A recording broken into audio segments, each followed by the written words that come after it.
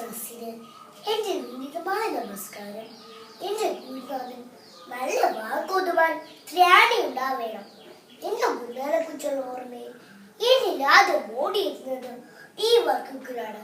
കാരണം നല്ല വാക്കിയുടെ നാം പാതിയമാകാൻ അല്ലേ, നല്ല കാര്യങ്ങളെ ശ്രദ്ധയും കൂടി ആകുമ്പോൾ എന്നിലെ ഗുരുവിന്റെ സാന്നിധ്യം അതിന്റെ പൂർണ്ണതയിലെത്തുന്നു.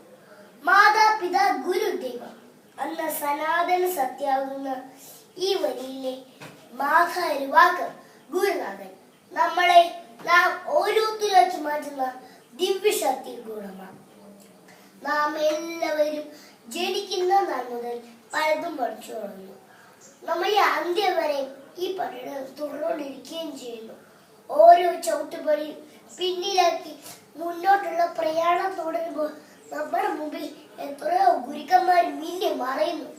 എന്നാൽ ഒരു നിമിഷം പോലും മറക്കാനാവട്ടെ എന്നത് ഓർമ്മയിൽ വിളിക്കുന്ന നമ്മൾ ആദ്യത്തെ ഗുരു ആരാണെന്ന് ചോദ്യത്തിൽ ഓരോ ഉത്തരം പെറ്റമ്മേന്നുള്ളതാണ്. അതെ, അമ്മയാണ് നമ്മുടെ ആദ്യത്തെ ഗുരു. മലയാള ഭാഷയാണ് നമ്മൾ മനസ്സിലാക്കിയ ആദ്യ ഭാഷ.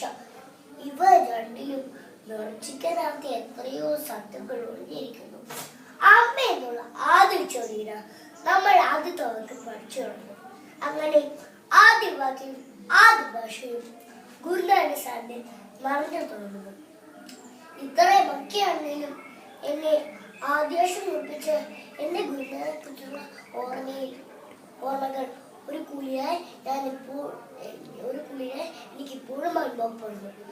വിറക്കുന്ന കാലടികൾ വെച്ച് അമ്മയോടൊപ്പം കടലിന് മുറ്റത്തെ എന്നെ ഒരു തലോടനോളം എന്റെ വരുത്തുമ്പിൽ പിടിച്ച് അരുമയോടെ ആദേശം കുറിപ്പിച്ച് ഇരുട്ടിൽ നിന്നും വെളിച്ചത്തിലേക്ക് എന്നെ നയിച്ച് എന്റെ ഗുരുനാഥനെ കുറിച്ചുള്ള ഓർമ്മയിൽ ഞാൻ സാഷ്ടാംഗം പ്രണാമം അർപ്പിക്കുന്നു.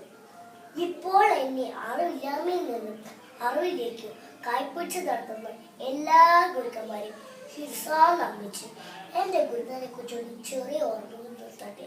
നന്ദി. ജയ് ഹിന്ദ്.